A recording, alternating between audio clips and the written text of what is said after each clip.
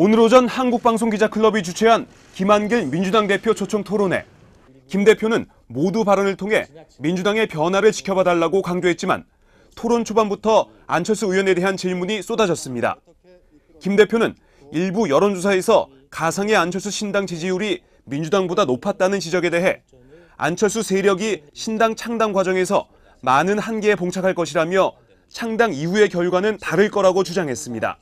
안철수 의원을 중심으로 하는 세력이 만약에 신당이라는 것을 만들어서 그것이 진행되는 과정에 많은 한계에 봉착할 것이다 이렇게 생각합니다. 앞으로 시간이 가면서 안철수 의원을 중심으로 한 세력이 현실 정치에서 맞아야 되는 한계와 우리 민주당이 알찬 혁신을 통해서 새롭게 내보일 가능성이 포함된 여론조사를 한다고 하면 그 결과는 상당히 다른 것이 될 것이다. 또한 김 대표는 안철수 의원의 독자 세력화에 대한 질문에도 결과적으로 새누리당한테만 어부지리를 주는 상황이 올 수 있다며 무작정한 독자 세력화가 정치 발전을 견인할 거라고 생각하지 않는다고 비판했습니다.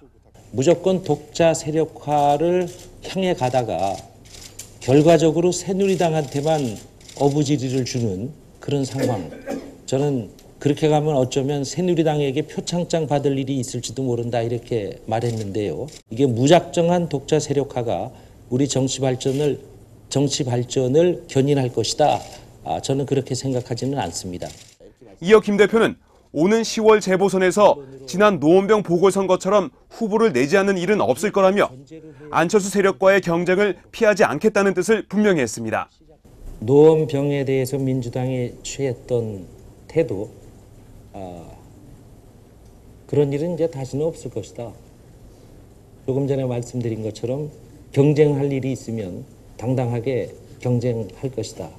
그러나 이제 연대나 후보 단일화 같은 그런 모양새가 국민들께 대단히 이제 정치공학적으로 비친 면 때문에 그 효과도 예전 같지 않은 것 아니겠습니까? 그래서 저는 좋은 의미에서 이 선의의 경쟁은 피할 일이 아니다. 특히 김 대표는 안철수 의원에 대한 질문이 이어지자 요새 기자들 질문의 대부분이 안철수 의원에 대한 질문이라면서 김한길에 대해 물어봐주면 좋겠다는 말을 하기도 했습니다. 요새는 하여간 제가 기자분들 만나면 질문들의 대부분이 안철수 의원에 대해서 물어봐요. 저한테는 김한길에 대해서 좀 물어봐주면 좋겠는데요.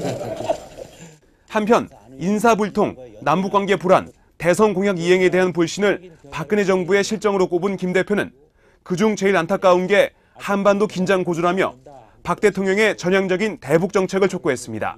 어쨌든 이 한반도의 긴장 완화, 한반도의 평화를 지키는 일은 너무나 중요한 일이기 때문에 이 점에 있어서 저는 그 박근혜 정부가 특히 대통령께서 전향적인 입장을 좀 가지셔야 한다 그렇게 생각합니다.